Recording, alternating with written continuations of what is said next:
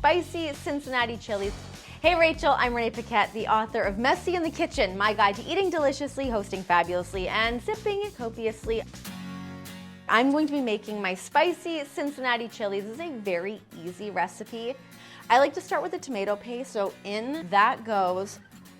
So I like to heat this up just a little smidgy poo.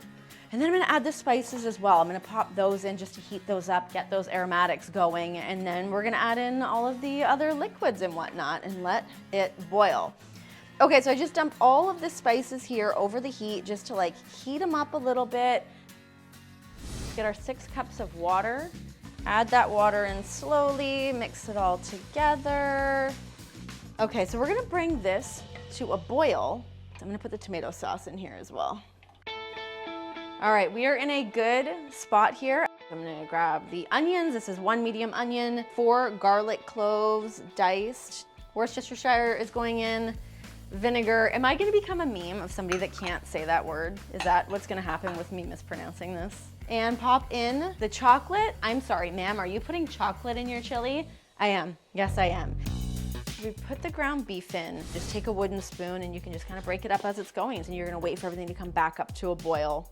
You want it to reduce by about 1/4, maybe half. I feel like that consistency is good. And then you just put the lid back on loosely. You wanna leave a little space so the steam can still escape. And check it maybe every 20 minutes. Give it a little stir, keep an eye on it.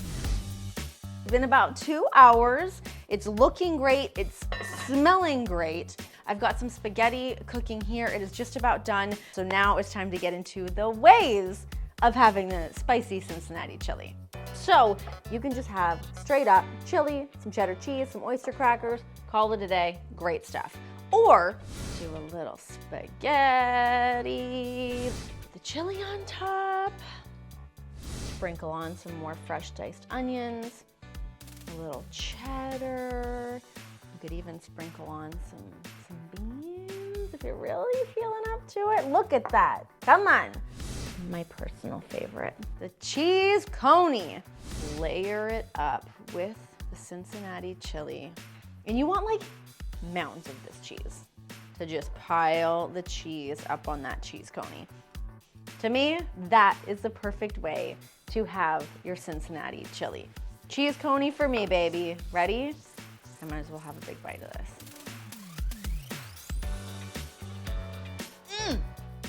Oh my God.